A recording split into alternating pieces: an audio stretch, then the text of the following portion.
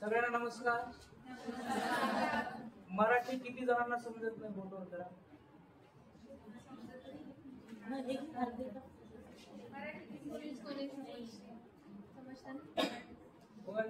बरोबर आहे. So these many people are not understanding Marathi. Okay. Thoda. No problem. You know what my problem is? I am Marathi medium student. First time I have listened my biography in English. I have learned ABCD at the 5th. In our generation, English was introduced in 5th standard. That is why my English is not that good. But I will try to explain Chhatrapati Shivaji Maharaj in Marathi, English, Hindi simultaneously. Because there are some words which are not translated in any language. So, you know, if we think about the character of Chhatrapati Shivaji Maharaj, Buddha Kaushik Rishi has been said in Ramaraksha that Charitram Raghunathasya Shatakoti Pravistara. भगवान राम का चरित्र के बारे में अगर हम सोचने लगे तो वो शतकोटि का विस्तार है. Same sentence has been written by Kavi Paramananda, which was the Darbari Kavi of Chhatrapati Shivaji Maharaj. चरितम शिवराजस्य भरतस्य भारतम. पूरे भारत के सभी चरित्रों का सार अगर निकाला जाए तो वो अकेला छत्रपति शिवाजी महाराज के चरित्र में. मुझे बताया गया है 4 बजे बच्चों की छुट्टी होती है और जो इतना सारा चरित्र है, मुझे अभी टाइम मेरे हाथ में तो भरी नहीं, हाथ 3:29 हुए. कैसा समेटा जाए. बच्चा होता है, बच्चा यात्रा में जाता है, ये खिलौना चाहिए, भी चाहिए, वो भी चाहिए, वो भी चाहिए, क्या लूं. और अंत में ऐसा होता है पूरी यात्रा घूमता है खाली हाथ कर जाता है. वैसा हमारा न हो, ऐसा हम प्रयास करेंगे. एक पुष्पदंत नाम के महान कवि हुए संस्कृत के. उन्होंने भगवान शिव शंकर के बारे में लिखा है. अशित गिरी समशात तज्जल सिंधु पात्रे लिखती यदि गृहीत्वा शारदा सर्वकाले तदपि तव गुणानाम ईशम पारम नया. विद्या की जो देवी है सरस्वती हमेशा के लिए लिखती रहे. किससे? पूरे समंदर की शाही बनाई जाए, पृथ्वी के सभी वृक्षों की लेखनी बनाई जाए, फिर भी तुम्हारे गुणों का वर्णन नहीं हो सकता. ये वैसा चरित्र है. जब कवि भूषण ने महाराज का चरित्र वर्णन करने का सोचा तो उन्होंने भी यही भगवत जी से प्रार्थना की, जयति जयति जय आदि शक्ति जय काली कप्रति सरजा समर्थ शिवराज कहीं देहि विजय जय जगत. मैं समर्थ ऐसे राजा के चरित्र के बारे में बोलने जा रहा हूँ तो मुझे ऐसी क्षमता देना, मुझे ऐसी शक्ति देना. क्योंकि ये चरित्र शब्दों की क्या बोलते उसको, आवाका in Marathi, in Hindi, English, I don't know what is the word for it. Yes, उस शब्द के समेट में आने वाला नहीं है. फिर भी हम उसे नमस्कार करने का प्रयास यहाँ से करेंगे. If we see the history of India, what are the significance of this character? Chhatrapati Shivaji Maharaj को गए हुए 350 से ज्यादा साल हो गए. फिर भी आज हर गली में इतने से बच्चे जिनको छत्रपति शिवाजी महाराज उच्चार करना भी नहीं आता, वो घोषणा देते हैं, वो आरती लेके खड़े होते. क्यों?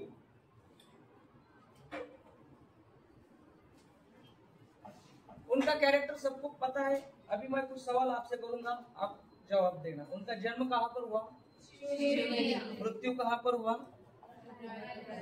रायगढ़. अफजल खान का वध कहाँ पर हुआ? प्रतापगढ़. शाहिस्ते खान पर सर्जिकल स्ट्राइक कहाँ पर हुआ? शाहिस्ते खान पर हमला कहाँ पर हुआ?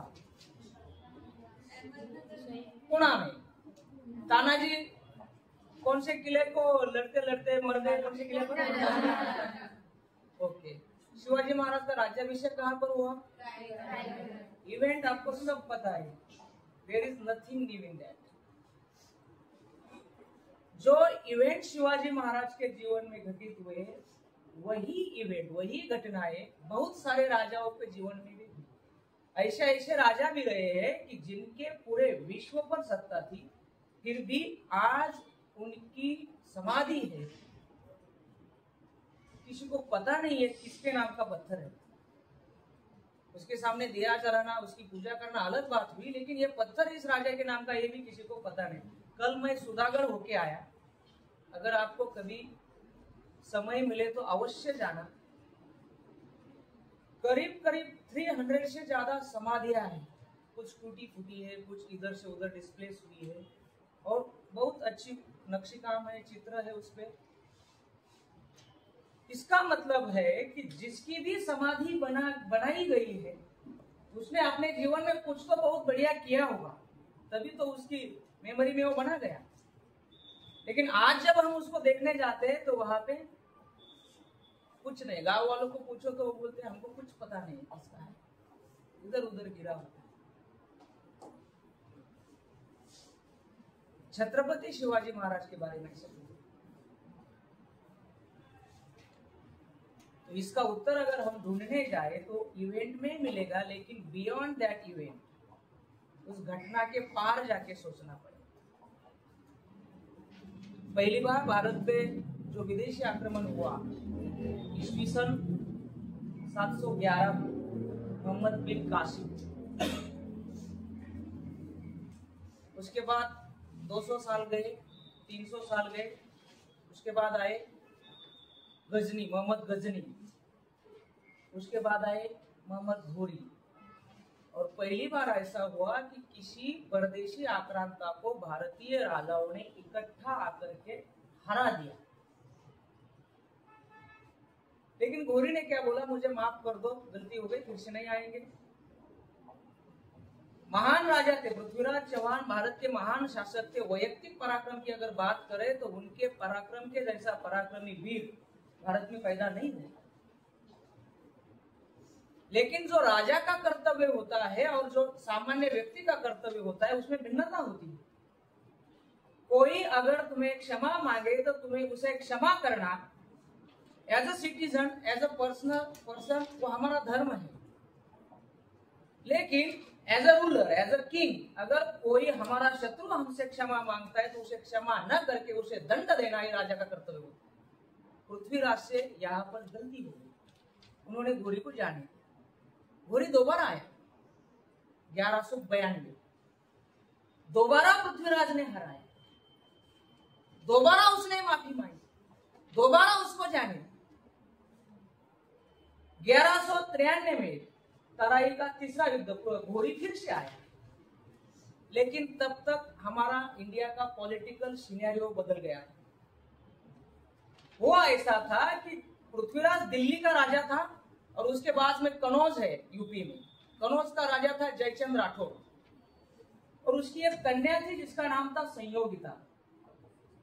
पृथ्वीराज और वो संयोगिता एक दूसरे से प्रेम करने लगे, लेकिन जयचंद ने कहा पृथ्वीराज तू तो हल्की जाति का है, मैं अपनी कन्या तुम्हारे घर नहीं दे सकती। उसने स्वयंवर मंडप में, मंडप के सामने पृथ्वीराज का अपमान करने के लिए उसका पुतला बना के खड़ा कर दिया। फिर भी सभी राजाओं के बीच में से आक्रमण करके पृथ्वीराज आकर के संयोगिता के उठा के ले गए। और उसके बाद जब घोरी आया तो पृथ्वीराज को उसका अकेले सामना करना पड़ा। परिणाम क्या हुआ? दिल्ली की सत्ता विदेशियों के हाथ, फर्स्ट टाइम। और जिसने उसकी मदद की थी, जयचंद राठौर ने जिसकी मदद की थी, जयचंद राठौर का क्या मांग थी कि तुम पृथ्वीराज को हटाओ, दिल्ली पे गद्दी पे मैं बैठूं। जब पृथ्वीराज को मारा गया, उसके बाद जयचंद राठौर की खाल खींचकर उसको दिल्ली के प्रवेश द्वार पर लटकाया गया। और घोरी के शब्द है, जो खुद के पुत्री के पति को दगा दे सकता है, वो बाद में घोरी को तो दे ही सकता है, तुम पे मैं कैसे विश्वास करूं? इस प्रकार से वो स्टार्ट होता है। कुतुबुद्दीन ऐबक नाम का एक गुलाम होता है, 1-2 रुपया में खरीदा हुआ घोड़ी का। घोड़ी चला जाता है अपने कंट्री में और ऐबक को बोलता है तुम ये संभालो।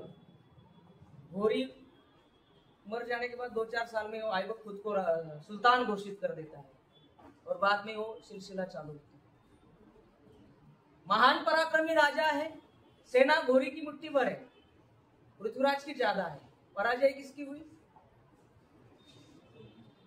मैं मुद्दा क्या बता रहा हूँ, छत्रपति शिवाजी महाराज को 350 साल भी क्यों पूजा जाता है, व्हाट सिग्निफाई, ये बता रहा हूँ। ये वो बात याद रखना है, कहानी में मत ऐसा फ्लो में मत जाना। छत्रपति शिवाजी महाराज से ज्यादा प्रॉपर्टी है, महाराज से ज्यादा संपत्ति भी है और महाराज से ज्यादा बाहुबल भी है। उनकी हाइट बॉडी देखे तो महाराज से ज्यादा है, फिर भी पराजित होना पड़ा, लज्जित होना पड़ा, गुलाम होना पड़ा। उसकी पुत्रियों पर बलात्कार किया गया और बाद में कुत्ते को खाने के लिए फेंक दिया गया। क्यों? राजा की गलती। राजा का प्रथम कर्तव्य होता है राज्य के बारे में सोचना, न कि पर्सनल बारे में सोचना। उसने पर्सनल होके सोचा, अरे क्षमा मांग रहा है, जाने दो, परिणाम भुगतना। दूसरी बात, बाबर ने जब खनवा की लड़ाई में सभी राजपूत राजा पहली बार इकट्ठा हुए थे, सभी राजपूतों की सेना थी 4 लाख, बाबर की सेना थी खाली 40,000। लेकिन बाबर सामने वाले वो जो टेकड़ी पे था तो अटैक ही नहीं कर रहा था। पहली बार इंडिया में तोपों का उपयोग बाबर ने किया, तो वो लॉन्च कर रहा था, उसको धमधमे बनाना बोलते हैं, वो जो फाउंडेशन होता है ना जहाँ पे तोप रखी जाती है, वो बना के सेट कर रहा था टारगेट। तो ये सभी राजपूत राजा वेट कर रहे थे। क्यों? हमारा धर्म बताता है किसी पर पहले हमला नहीं करना। आकलन गलत है। वो अपना देश छोड़ के तुम्हारी भूमि पर आकर तोपे सेट कर रहा है और तुम बता रहे पहले अटैक नहीं करने। और जब उसने उसकी तोपों पे बत्ती जलाई तो इनके हाथ तलवार तक भी नहीं पहुंची, सब जल गए। 4 लाख की फौज 40,000 के सामने ढेर हो गई। राणा संग्राम सिंह बोल जाते। फिर बाद में उसके घराने में महाराणा प्रताप हुए, उनका भी प्रॉब्लम ये रहा, सगे भाई सगे संबंधी कोई साथ नहीं आया, दर दर जंगल में भटकना पड़ा। उन्होंने अपने प्राण की पूरी बाजी लगा के बाद में पूरा चित्तौड़गढ़, आधा चित्तौड़गढ़ वापस ले लिया, वो बात अलग है, लेकिन सभी को वो एक नहीं कर सकते। तीसरा उदाहरण है विजयनगर का साम्राज्य। जितने भी विदेशी प्रवासी आए हमारे देश में उस समय में और उसके बाद में, उन्होंने ऐसा लिखा है, पूरे विश्व में ऐसा साम्राज्य हमने कहीं देखा नहीं। इतना समृद्ध, इतने विद्वान लोग हैं। वहां पर भी बहामनी साम्राज्य की 5 राज्य एकत्र होकर के उन्होंने उन पर आक्रमण किया। उनका सेनापति था रामराजा, और जो बहामनी का मोहम्मद शाह समथिंग उसका नाम था, उसको पता चला कि ये सेना जो है अगर उसका लीडर नहीं सामने दिखता तो वो भाग जाता। जिस हाथी पे रामराजा बैठा था उन्होंने वो हाथी भगा दिया, पूरी सेना भाग गई। दोपहर के 4 बजे तक विजयनगर जीत रहा था, 5 बजे विजयनगर हार गया। 1 लाख लोगों को कत्ल किया गया। अगर अब भी आप जाएंगे तो सब बिल्डिंग, बड़े बड़े मॉन्यूमेंट्स तोड़े गए, आज भी उनके अवशेष वहां। अगला उदाहरण देवगिरी का यादव। अलाउद्दीन खिलजी ने जब स्वारी की तो देवगिरी को ऐसा फोर्ट बताया जाता है पूरे विश्व में, अगर वो उसमें पूरेपूर खाने की व्यवस्था हो तो पूरे विश्व के साथ वो लड़ सकता है। अलाउद्दीन आया, इन्होंने दरवाजे बंद कर दिए। 2-3 दिन बाद में पता चला कि हमने जो धान्य के कोठार है उसमें खाने के लिए कुछ है ही नहीं। तो उन्हें सुलह कर लिया अलाउद्दीन के साथ, हम तुमको इतना करोड़ देते हैं, हमें छोड़ दो। उसकी एक बेटी थी रामदेव राय की, वो अलाउद्दीन को। उसी समय अलाउद्दीन की फौज थी 8,000 की, रामदेव राय की 14,000 की फौज लेके उसका बेटा शंकर देव राय गुजरात पे अटैक करने गया। जब उसको पता चला कि मैं इधर आने के बाद अलाउद्दीन ने देवगिरी पे अटैक किया, तो वो फिर से वापस आया और बोला अभी इसको मैं खत्म कर दूंगा, और वो कर देता। लेकिन वो रामदेव राव ने पत्र लिखा कि हमने शब्द दिया है अलाउद्दीन को, अभी झगड़ा खत्म, तुम अटैक नहीं करना, ये मेरा आदेश है। राजा का आदेश पुत्र को मानना पड़ा, देवगिरी चली गई। उसके बाद कभी देवगिरी पे मराठों की सत्ता नहीं। अच्छा, बहुत सारे उदाहरण है जहां पर राजा की गलतियों के कारण गुलामी झेलनी पड़ी, राजा की गलतियों के कारण नुकसान झेलना पड़ा, और राजा मरने के कारण पूरी सेना। अब आते हैं शिवाजी महाराज। जब अफजल खान शिवाजी महाराज को पकडणे आया था, जिंदा या मुर्दा, सड्या घोड्यानिशी घेऊन येतो, असे त्याचे डायलॉग आहे ऑन रेकॉर्ड। आसनी तसं मरणारच है। अफजल खान के साथ लड़ेंगे तो भी मरेंगे, नहीं लड़ेंगे उसके साथ जाएंगे तो भी मरेंगे। तो फिर ऐसा कुछ प्लान करते हैं, मरेंगे लेकिन उसका नुकसान करके मरेंगे। जिस दिन महाराज अफजल खान को मिलने गए थे उस दिन भी उन्होंने ऑन रिकॉर्ड बोला है, इसकी कोई गारंटी नहीं मैं जिंदा वापस आऊं, हो सकता है मैं वहां पे खत्म हो जाऊं, लेकिन तुम सब लोगों की मेरी चेतावनी है, अफजल खान जिंदा नहीं जाना चाहिए। शिवाजी मरे जे उससे फर्क नहीं पड़ता, स्वराज्य जीना चाहिए, ये छत्रपति शिवाजी। और उसके बाद का वो घटनाक्रम तो आपको पता है। नीचे से महाबलेश्वर की साइड से एक टुकड़ी है, 1000 लोग हैं। ऊपर से पारघाट में तानाजी की एक टुकड़ी है, वहां पे 1000 लोग हैं। स्वयं महाराज के कुछ लोग हैं, और पीछे घाट के वो साइड की जो निचली रास्ता था, जो खुद शिवाजी महाराज ने बना के दिया था, अफजल खान आप आओ हमसे मिलने, उनका सम्मान के खातिर, उस पे एक टुकड़ी रखी। और जैसे ही तोपों का सिग्नल हुआ, अफजल खान की पूरी आर्मी नेस्तनाबूद हो गई। फाजल खान अकेला बच के भागा था, वो भी कपड़े बदल के भागा था, तभी बचा। This is the difference, that is why Shivaji is worshipped till now. राजा मरे या जिए, इससे राज्य को हानि नहीं होती। पिछला इतिहास अगर हम पूरा देखें तो जब भी कोई लड़ाई होती थी तो जो जीतता था उसका भी संपत्ति का, सैन्य का नाश होता था, और जो हारता था उसका सर्वनाश होता। देवगिरी एक बार हारा, फिनिश हो गया। हम्पी विजयनगर एक बार हारा, फिनिश हो गया। दिल्ली पृथ्वीराज एक बार हारा, फिनिश हो गया। छत्रपति शिवाजी महाराज के जीवन में कितनी सारी लड़ाइयां है, वो हारे हैं, खत्म नहीं। एक जो डायलॉग बोलते हैं ना, हारकर भी जीतने वाले को,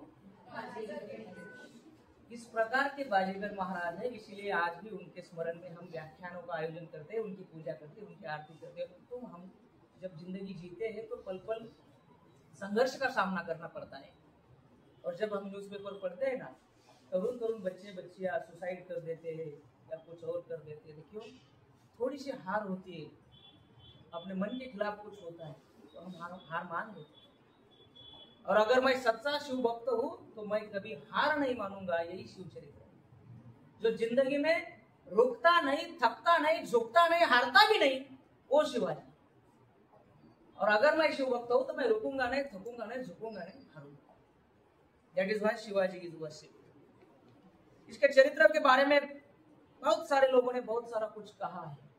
सैंपल के नाम पे मैं गोवा का जो वायसराय है उसमें जो बोला था महाराज के बारे में, उनके चरित्र के बारे में, वो आपको सुनाता हूँ। As far as cunningness, smartness, bravery, speed and military strategy, कितने गुण वर्णन किए उसने? Cunningness, smartness, bravery, speed and military strategy is concern, we will have to compare Shivaji with the either Julius Caesar और अलेक्जेंडर द ग्रेट। हमारे लोगों को कभी ये आकलन ही नहीं हुआ। आपको मैं बता दूं, जब अफजल खान को पूरा वाई का एरिया पता था, उससे पहले 10 साल वो वाई का सूबेदार था, माने आज की भाषा में डिस्ट्रिक्ट कलेक्टर, उसको गली गली खड़ा न खड़ा माहित था। फिर भी उसके आर्मी को रास्ता दिखाने वाला था छत्रपति शिवाजी महाराज का, उसको हिंदी में क्या बोलते हैं, चुलता को, बाप का चुलत भाई, उसको क्या बोलते हैं, चाचा। मंबाजी भोसले, खंडोजी खोपड़े, बाजी घोरपड़े, इवन खान का जो वकील था वो भी मराठी था, कृष्णाजी भास्कर कुलकर्णी, वो भी। अगर उन लोगों को इनका स्मार्टनेस, ब्रेवरी, मिलिट्री स्ट्रेटेजी ध्यान में आ जाती तो शायद वो लोग स्वराज में आ जाते। तो इतना बड़ा संग्राम है। ये वाइसरॉय का आकलन है। औरंगजेब खुद बोलता था, Shivaji was a great warrior. I was aiming at demolition of ancient kingdom of Hindustan, while he was the only one who was to place for the great goal of building a new kingdom. Even after 19 years of continuous strife with my forces, his kingdom is going from strength to strength. Bhushan ने ऐसा लिखा है, औरंगजेब ने 52 बादशाहों को समाप्त कर दिया, उसी औरंगजेब को शिवाजी ने समाप्त किया। उसके शब्द। वैसे तो बोलने में हम छत्रपति शिवाजी महाराज औरंगजेब के जितने भी कागज है, विंसेंट सक्सेना के हैं, उनके जो दरबारी इतिहासकार था, सब में सेवा लिखा है, सेवा, शिवा भी नहीं, सेवा है। वो जंगली चूहा सेवा ऐसा उल्लेख है, उन्होंने ऐसा कर दिया वैसा। औरंगजेब का अगर हम आकलन करने बैठे तो दुनिया के सबसे बड़े राजाओं में से वो पहला था। औरंगजेब से बड़ी सेना दुनिया में उस समय किसी के पास नहीं थी, उससे ज्यादा खजाना दुनिया में उस समय किसी के पास नहीं था, और उसके ज्यादा टेरिटरी एरिया उससे ज्यादा किसी के पास नहीं था। और छत्रपति शिवाजी महाराज को ये पता था, एक ना एक दिन औरंगजेब महाराष्ट्र में आएगा, हम पे आक्रमण करेगा। और वही हुआ। औरंगजेब ने 1682 में अटैक किया। शिवाजी महाराज के जाने के बाद 2 साल क्या सोचा था, शिवाजी गया, अभी इजीली हड़प कर देंगे। 1680 से 82 तक 2 साल लड़के उसने सोचा ये मराठों के साथ लड़ने में कोई मजा नहीं है, चलो नीचे जाते। आदिल शाही को नष्ट किया बीजापुर की 1681 में, 1681 में वो जीत लिया। 82 में कुतुबशाही, गोलकोंडा की कुतुबशाही जीत ली, फिर से महाराष्ट्र में आ गया। अभी जीतने को कुछ नहीं रहा, मराठी जीते। उसने उधर जाते समय, अभी नासिक से हम बात करें, नासिक का एक किला है यहाँ पर, पता है, रामसेठ। 6 साल तक उन्होंने ट्राई किया रामसेठ जीतने का। बहादुर खान था उसके साथ, और एक बड़ा सरदार था जिसकी बहादुर खान, ये उसका नाम नहीं है, उसकी बहादुरी पे देख के दी गई उसको पदवी है। 6 साल तक लड़ा, उसको किला नहीं मिला। और जब 6 साल के बाद किले में रखा हुआ खाने का सामान समाप्त हो गया, तब किलेदार ने बोला, भाई 50,000 दे दो, हम किला देते थे, हमारे आदमियों को खाली जाने दो, तुम खाली 50,000 दो, हम चले जाते। बहादुर खान से 50,000 लिए और रायगढ़ पे संभाजी महाराज के पास ले गए। संभाजी महाराज ने देखा 6 साल लड़े और 300 को 300 वापस आ गए, एक भी नहीं मरा। ठीक है, अच्छी बात हुई। 2-3 महीनों के बाद पता चलता है कि जो बुरुज होते हैं किले के, बहादुर खान ने नीचे से तोपे लगाए कि तो उनकी जो वॉल्स होती है वो गिर गई थी। तो बहादुर खान ने फिर से उसको बना दिया। जो धान्य खत्म हो गया था वो धान्य फिर से भरा दिया। जो डागडुजी होती है ना, कलर खराब हो गए थे, कुछ रास्ते टूट गए थे, वो पूरा क्लियर नया बना दिया। और ये हमारे स्पाइस जो घूमते थे उन्होंने बता दिया, राम से फिर से ओके कर दिया उन लोगों ने। तो जो किलेदार यहाँ से 50,000 लेकर गया था, वो महाराज के पास गया, महाराज किला फिर से रेडी हो गया है। तो बोले क्या करते हैं, फिर से लेते हैं। बोले जो किला बहादुर खान 6 साल नहीं ले सका, वो रात में आए और रात में किला लेके चले। और फिर उन्होंने सोचा, पिछली बार 6 महीने इन्होंने छोड़ा नहीं था, 6 साल नहीं छोड़ा था, अभी 6 साल लड़ने में पॉइंट नहीं है। फिर वो अपना सब आर्मी जो है, कुछ कहाँ पे 8,000 का उल्लेख है, कहाँ पे 12,000 का है, जो भी हो, आप राउंड फिगर 10,000 भी अगर सोचे, 10,000 लोगों का 6 साल का खाना पीना रहना, उनकी सैलरी, कितना खर्चा किया होगा, सोचिए। और इतना खर्चा करके भी हाथ में क्या मिला? ये खाली रामसेज का उदाहरण नहीं, ये पूरे महाराष्ट्र के किलों का उदाहरण है। इसीलिए औरंगजेब ये जो बोलता है 19 ईयर से मैं लड़ रहा हूं, वो अपने अनुभव से बोल रहा है। 19 ईयर से हर जगह पे यही चल रहा है। हिस्टोरियंस कहते हैं औरंगजेब ने अटैक किया, लेकिन मराठों की साक्ष्य अगर निकालते तो वो ऐसे बोलते औरंगजेब ने अटैक किया, वो हमारे लिए वरदान है। क्यों वरदान है? हम उसी का खजाना लूटते हैं और वही से हमारे सैनिकों की सैलरी देते हैं। धनाजी जाधव और संताजी घोरपड़े नाम के 2 आर्मी मैन थे, चीफ सेनापति थे मराठों के। जहां पे औरंगजेब सोता था तो वो तंबू का जो कलश था ना, वो सोने का था, और रात में आए कलश की काट के लेके गई। तो इतना डरा था औरंगजेब,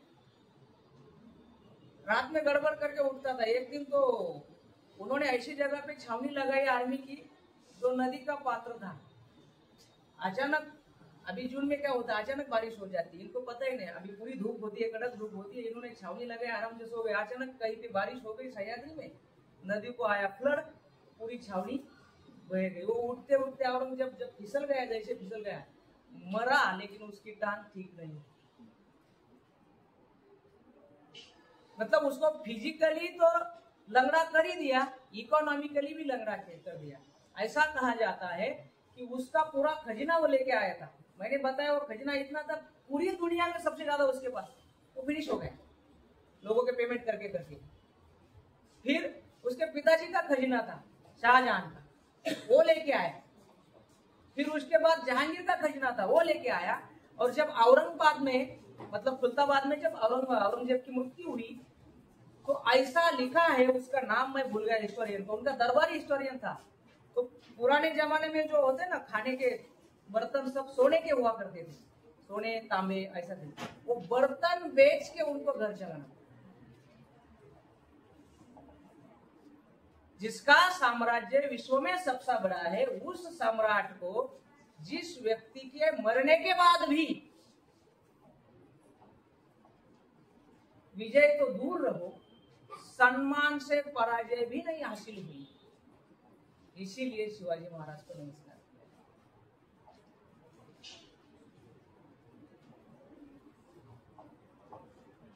अपने समर्थ रामदास जी ने कहा है, निश्चयाचा महामेरू बहुत जनाशी आधार, अखंड स्थितीचा निर्धार उसमें।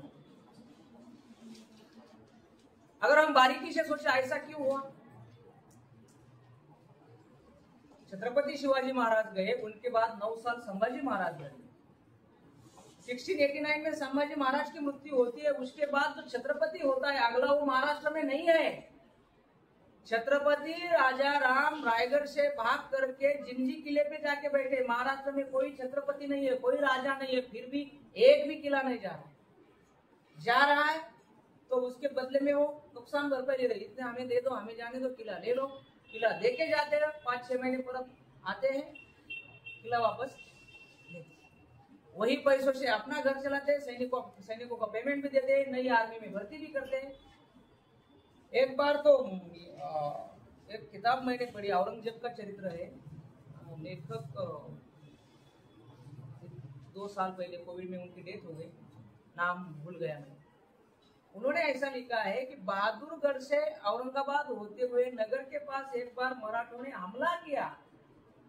हमला ऐसा किया, पूरी आर्मी जा रही थी तो उसको छोड़ दिया, बीच में जो औरंगजेब का मेन क्या बोलते कारवा था ना, उसी पे हमला किया, औरंगजेब को पकड़ लिया।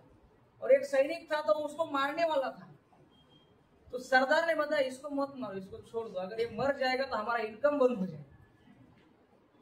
लास्ट में औरंगजेब की इतनी कठिन हालत कर दी कि उसको मरने भी नहीं दिया। क्यों? वो पेमेंट का सोर्स है, उसको हम लुटते हैं, उनके सरदारों को लुटते हैं, वो हमारे किले परचेस कर देते हैं, उसके माध्यम से हमारे पास पैसा आता है। नहीं तो हमारे पास है क्या? पूरी खेतों में घोड़े घूमते हैं, कहाँ पे कोई धान नहीं है, कोई खेती नहीं हो रही। 25 साल तक पूरा महाराष्ट्र उद्ध्वस्त था, फिर भी महाराष्ट्र हारा नहीं। इसके पीछे जो स्वतंत्रता की ज्वाला थी, इसीलिए शिवाजी महाराज। अगर उनके पूरे सिस्टम पे बोला जाए, मेरा जैसा कोई आदमी अगर महाराज के पास जाता है, महाराज खाने को कुछ नहीं है, क्या बोलेंगे? ये बैल ले लो, ये नांगर ले लो। उसको नांगर को क्या बोलते हैं हिंदी में? हल। हल ले लो, हल ले लो, बैल ले लो, खेती करो। तुम्हारे बाल बच्चों का पेट भरने के बाद अगर तुम्हारे पास कुछ बचता है तो टैक्स के रूप में गवर्नमेंट में जमा कर दो। टैक्स भी नहीं, पहले ये बैल और हल का जो प्राइस है वो जमा करो, उसके बाद अगर तुम्हारे पास कोई बोलता है शिल्लक तो गवर्नमेंट को जमा। इसीलिए उसे कहा जाता है रयतेच राज्य। जिस राज्य में सामान्य प्रजा को सुख मिलता है वही रयतेच राज्य। अगर उस डेफिनेशन से देखा जाए तो आज भी लोकशाही मतलब क्या है? रयतेच पण आहे का? Are we experiencing that? रयतेच राज्य means each and every time you should have to be thinking about the local people, general people, poor people. Chhatrapati Shivaji Maharaj was one of them. In अर्थशास्त्र Chanakya has been said that राजा को अपने सुख दुख नहीं होते, राजा को अपना दुख मनाने का भी अधिकार नहीं है, राजा को अपना सुख मनाने का भी अधिकार नहीं है। हम अगर मॉडर्न इंडिया का हिस्ट्री पढ़ेंगे तो जहां बंगाल में, मतलब right now it is in Bangladesh, 1877 में अकाल पड़ा था। 4.3 करोड़ पीपल ऐसे मर गए जिनको खाने को ही कुछ नहीं मिला। 4.3 means round figure 4.5 crore. 4.5 crore लोग ऐसे मर गए जिनको खाने को कुछ नहीं मिला। और उस समय इंग्लैंड की रानी गद्दी पे बैठ गई। इसके आनंद में यहाँ के जो वाइसरॉय थे उन्होंने इतना समारोह किया कि उनका खर्चे के आंकड़े जो अगर हम देखेंगे तो उन पैसों में पूरा भारत खाना खाया। मतलब सेलिब्रेशन को इतना खर्च किया, लेकिन 4.5 करोड़ आंखों के सामने लोग मर गए, खाना खाना करके मर गए। जो पिक्चर हमने देखा था ना, एक ऐसा बच्चा मरा था और वो गीत पक्षी वहां पे बैठा था, उस प्रकार का चित्र अगर पुराने बुक्स देखेंगे तो उस प्रकार के अकाल का चित्र है।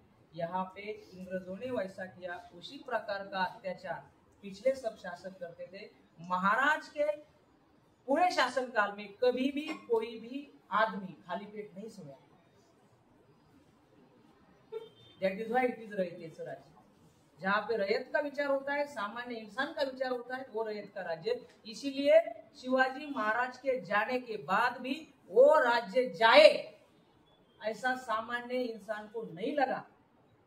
रॉबर्ट क्लाइव ने जब प्लासी में 1757 में पहली बार सिराजुद्दौला को हराया तो उसने लिखे रखा है अपनी डायरी में, जब हम विजयी फौज लेके वो प्लासी में एंट्री कर रहे थे तब दोनों साइड पे रास्ते के लोग खड़े थे। अगर उन्होंने एक एक पत्थर भी मार देते ना तो पूरी हमारी आर्मी फिनिश हो जाती। थे ही 5000, सिराजुद्दौला के लोग थे 1000। लेकिन सिराजुद्दौला ऐसा था, आइन युद्ध में भी वो पूरा कारबार मीर जाफर के पास देके भाग गया, तुम देख लो मैं आराम कर रहा हूं। तभी सब लोगों ने सोचा ठीक है, अच्छा ही हुआ, ये तो कुछ करता नहीं, अंग्रेज आके कुछ अच्छा भला करेंगे, इसलिए लोगों ने अंग्रेजों को विरोध नहीं किया। अगर छत्रपति शिवाजी महाराज जैसी नीतियां अपनाकर अगर वो राज्य करता तो क्या मजा, 1 लाख की सेना के सामने 5000 जीत जाएगी। वैसे तो लड़ाई हुई नहीं, उस मीर जाफर को पैसे देकर के वो 1 लाख सैन्य लड़ा नहीं और उन्होंने घोषित कर दिया आप जीत गए, ले लो। उनकी डील हो गई है तो पूरी डील आप पढ़ लो, बुक में है, अपनी लाइब्रेरी में है, गूगल पे मिलेगी आपको। मुझे नवाब बनाओ, इतना इतना पैसा दो, तुमको ट्रेडिंग का पूरा हम राइट देंगे। लोगों ने विरोध क्यों नहीं किया? हमारा जो राजा था उसको हमारी फिक्र नहीं है, ठीक है इसको ट्राई कर देते हैं, वैसे हम करते हैं ना। अभी 5 साल इसको दे दिया, ये कुछ नहीं करेगा, ठीक है अगली बार दूसरा ट्राई करते हैं। लेकिन वो ट्राई जो था वो हमको बहुत महंगा पड़ा, वो हिस्ट्री अलग है। लेकिन लोगों ने विरोध क्यों नहीं किया? इसका कारण यह है कि उस काल में जब लोग शासन करते थे, उन्होंने लोगों के सुखों के साथ दुखों के साथ कोई लेना देना, कोई रिश्ता नहीं रखा। इसके उलट छत्रपति शिवाजी महाराज थे, गरीब की झोपड़ी में जाएंगे, उसके साथ बैठे खाएंगे। और यहाँ पे बाकी के सरदार थे तो जब किसी गांव में जाएंगे तो 2-4 एकड़ की खेती नष्ट करके जाएंगे। छत्रपति शिवाजी महाराज बोलते थे, रयतेच्या भाजीच्या देठाला ही मन लावू नका। मतलब क्या है, अगर कोई सब्जी बनाता है घर में, मानो मेथी की बनाता है, और वो जो रिमेनिंग पार्ट रख देता है ना, उसको भी टच नहीं करने, टच छोड़ो, मन नहीं लगाने का, मन में भी नहीं ऐसा लाने के कि मैं ये लूंगा। अगर तुमको कुछ लगता है तो खरीदी करके लेना, और खरीदी भी ऐसे करना मार्केट रेट से लेना, दादागिरी करके नहीं। आजकल हम देखते हैं पुलिस लोग, हम पुलिस है, खाना लगाओ, खाना खाते बिल, अरे हम पुलिस है, चले। रयतेच्या देठाला मन लावना, मन में भी नहीं आना चाहिए कि मैं ये पकड़ के लूंगा। इसीलिए उसे कहते हैं रयतेचा राजा। डिसिप्लिन की अगर हम बात करें, कोई भी हो उसको स्पेयर नहीं करेंगे। छत्रपति शिवाजी महाराज का पेशवा था, मतलब प्राइम मिनिस्टर। आज के अगर इंडिया में हम देखेंगे प्राइम मिनिस्टर कितना ऊंचा कद होता है। वो प्राइम मिनिस्टर प्राइवेट बिजनेस कर रहा था, while being in the office, ज्याला लाभाचा कायदा म्हणतात। If you are in a public life, आपको अपने पर्सनल इंटरेस्ट बाजू रखने चाहिए, लेकिन वो अपने पब्लिक पोस्ट का उपयोग, प्रधानमंत्री पद का उपयोग अपने बिजनेस को बढ़ाने के लिए कर रहा है। तत्काल उसी मिनट पे उसको बर्तरफ कर दिया, चलो जाओ, कोई काम नहीं। दूसरा उदाहरण आता है संभाजी मोहिते। छत्रपति शिवाजी महाराज का मामा था, उसने भी एक जागीरदार की जागीरी हड़प कर दी। महाराज बोले भाई उसको दे दो, अन्याय मत करो। तो मामा था, सगा मामा था, वो बोला अरे तुम हमें बताने वाले कौन होते हो, हम राजे हैं। तो महाराज ने उसको तत्काल अटैक करके कैद कर लिया, उसकी सब जागीर जब्त कर ली और उसको शाहजी महाराज के पास बेंगलोर में भेज दिया। इसको क्या पनिशमेंट करना है आप कर दो, क्योंकि ये मामा है, अभी हम भाग जाए तो मामा को क्या बोलेंगे, कुछ करेंगे तो आप बोलेंगे मामा का अपमान किया तो मैं यहाँ से उसको भेज देता हूँ। उसको बांध के भेज दिया। तीसरा उदाहरण है खंडोजी खोपड़े नाम का एक सरदार था, जिसने आदिल शाह, वो अफजल खान को पूरा रास्ता दिखाया था प्रतापगढ़ का, और उसी ने मुस्तफा खान, अफजल खान और खंडोजी खोपड़े, बाजी घोरपड़े, 4 लोगों ने मिलकर सोए हुए शाहजी महाराज को कैद किया। तो उस खंडोजी खोपड़े का बाया हाथ और बाया पैर कट किया था तत्काल। इसको बोलते डिसिप्लिन। आज्ञा पत्र में ऐसा लिखा है, अगर कोई शिस्त के खिलाफ जाए, कोई गद्दारी करे तो उसका सर कट करना है, उसको भाले के टोक पे लगाना है और प्रत्येक किले के सामने उसको घुमा के लाना है, ताकि लोगों को पता चले कोई भी अपराध क्षमा हो सकता है, लेकिन स्वराज्य के साथ अगर कोई गद्दारी करता है तो उसको क्षमा नहीं किया। ये डिसिप्लिन। तभी हम देखते हैं कितने सारे सरदार, अभी कुछ दिन पहले एक हिस्टोरियन ने भी ऐसा वक्तव्य किया था, महाराज जब आगरा से भागे तो लोगों को ब्राइब दे के भागे थे। उसको लिटरली हम नहीं लेंगे, लेकिन ऐसा तो कुछ नहीं, उनका बिहेवियर से उनके दिल में सॉफ्ट कॉर्नर पैदा हुआ होगा ना। महाराज के पहले सर्कल में राम सिंह की चौकियां थी, उसके पुलिस थे, उसके बाद में फौलाद खान के पुलिस थे, उसके बाद में औरंगजेब के पुलिस थे। 3 राउंड ऑफ सिक्योरिटी, तीनों राउंड को ब्रीच करके अगर कोई आदमी भाग जाता है तो इसका मतलब साफ है कि जो सिक्योरिटी पे था उन्होंने उनको जानबूझ के जाने दिया। अगर जानबूझ के कोई जाने देता है तो इसका मतलब साफ है उनका कहीं ना कहीं इनके साथ इंटरनल रिलेशन, व्यावसायिक हो, आर्थिक हो, कुछ तो है, लॉजिकल है। ऐसे कितने भी लोग महाराज ने तोड़े। इवन ये भी बोला जाता है कि अफजल खान आने को तैयार नहीं था प्रतापगढ़ में। क्यों? उसको पता था ये जंगल में जाएंगे तो हम पूरा फंस जाएंगे, तो उसने तुलजा भवानी तोड़ी, पंढरपुर तोड़ा, क्योंकि शिवाजी को गुस्सा आएगा, वो प्रतापगढ़ छोड़ के यहाँ पे लड़ने आ जाएगा। लेकिन महाराज नहीं गए, महाराज ने उसका वकील ही फितूर कर दिया, कृष्णा जी भास्कर कुलकर्णी, उसको पैसा दे दिया और बोलो खान साहब को यहाँ आ जाओ, मैं डर गया हूँ। अपना जो मेन एनिमी है, उसका मेन आदमी जिस पे पूरा भरोसा अफजल खान करता है, उसको ही खरीद लिया। लेकिन ऐसा कभी भी नहीं हुआ है कि औरंगजेब ने कितना भी पैसा देने को ऑफर किया, एक भी मराठा महाराज को छोड़ के नहीं गए।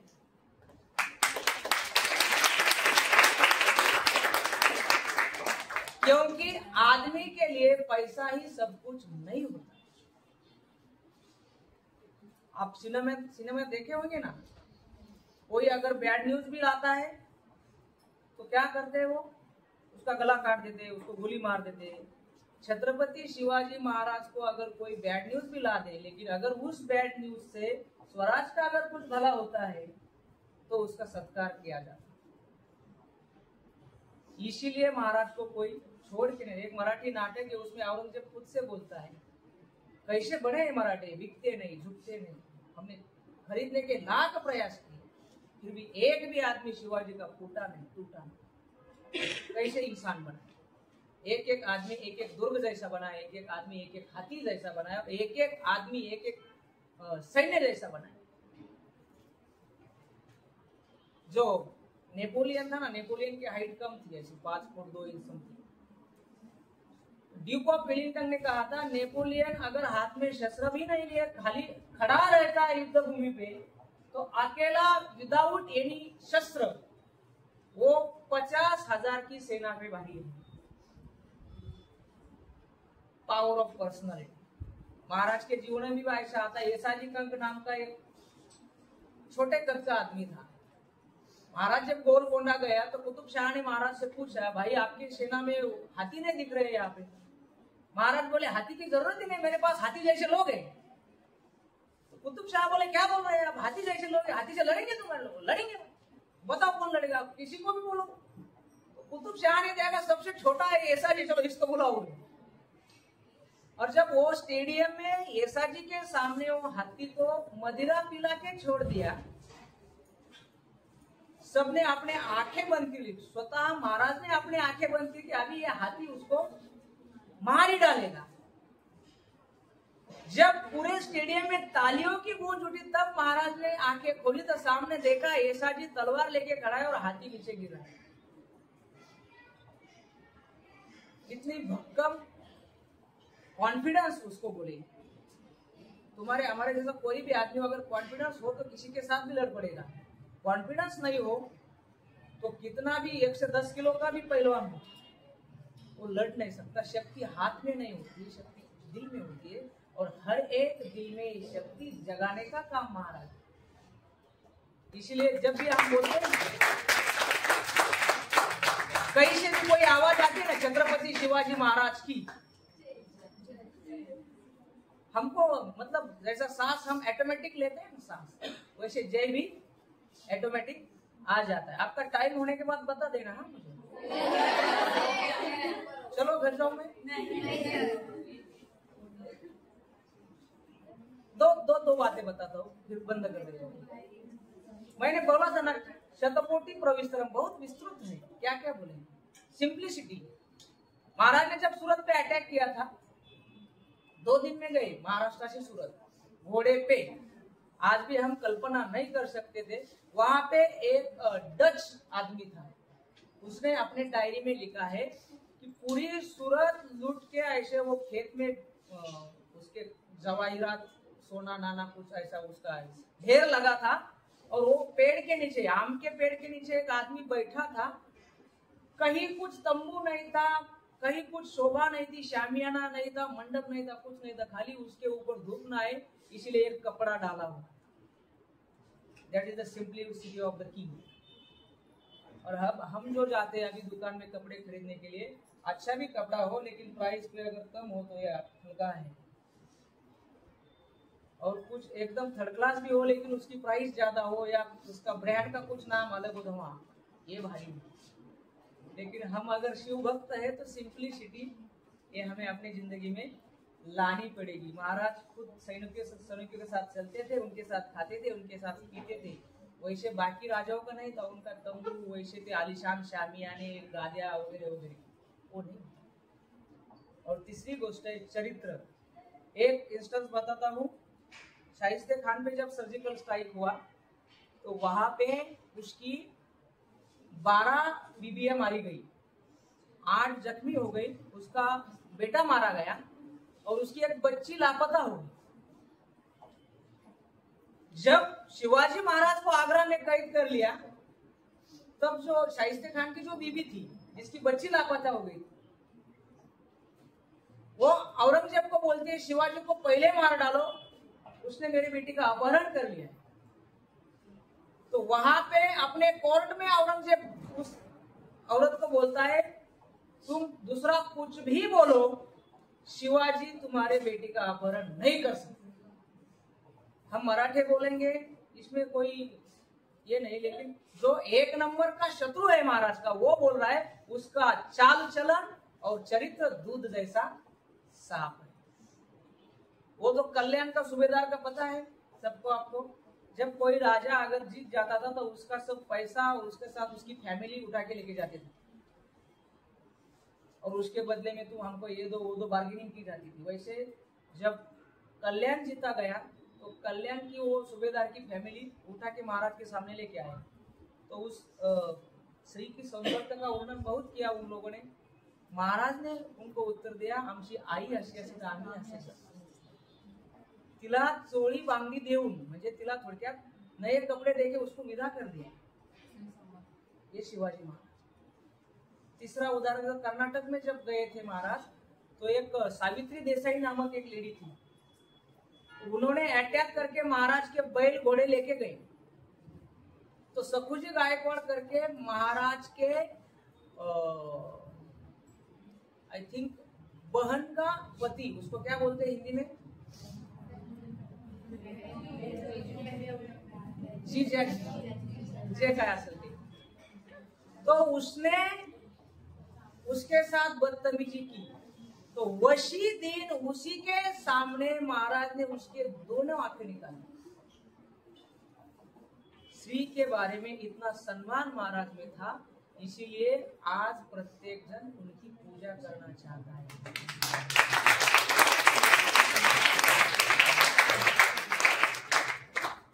तो महाराज के जीवन की ये सिंप्लिसिटी, महाराज के जीवन के सभी के प्रति आदर और महाराज के चरित्र का कोई एक अंश अगर हमारे जीवन में आए तो सच्चे अर्थ में हम महाराज के नमस्कार करने के योग्य होंगे।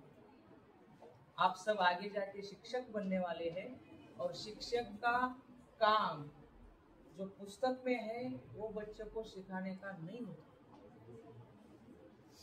मैं 20 साल से शिक्षक हूँ और कई बच्चे क्लास 1 क्लास 2 ऑफिसर बन चुके हैं। सिखाएंगे वो बनेंगे वो बात नहीं, लेकिन वो ऐसा ऑफिसर बने जो छत्रपति शिवाजी महाराज के रास्ते पे चले, तभी सच्चा स्वराज्य आ सकता है। और वो स्वराज्य खड़ा करने का काम तुम लोग करने वाले। मेरी आप सबको बहुत सारी शुभकामनाएं हैं। ऐसे शिक्षक बनो कि आपके विद्यार्थी अपने देश का नाम रोशन करें और सदा के लिए उस विद्यार्थी के नाम के साथ आपका भी एक शिक्षक के रूप में आपका भी नाम रोशन हो। जैसा नाम कौटिल्य के लिया जाता है, दादाजी गुरुदेव का लिया जाता है, बहुत सारे गुरु द्रोणाचार्य का लिया जाता है, वैसा हमारा नाम नॉट इन इंडिया, एटलीस्ट हमारे गांव में जहाँ पे हम पढ़ाएंगे, हमारे स्कूल में, जब कभी दुनिया में सबसे बड़ा अवार्ड क्या होता है, कोई राष्ट्रपति पदक अगर शिक्षक को मिलता है, आदर्श शिक्षक पुरस्कार, वो नहीं होता है। जब तुम्हारे हाथ से गया हुआ कोई बच्चा आगे जाके कोई ऑफिसर बनता है और वो पहला पेड़ा लेके तुम्हारे घर पे आ जाता है, वो सबसे बड़ा अवार्ड होता है।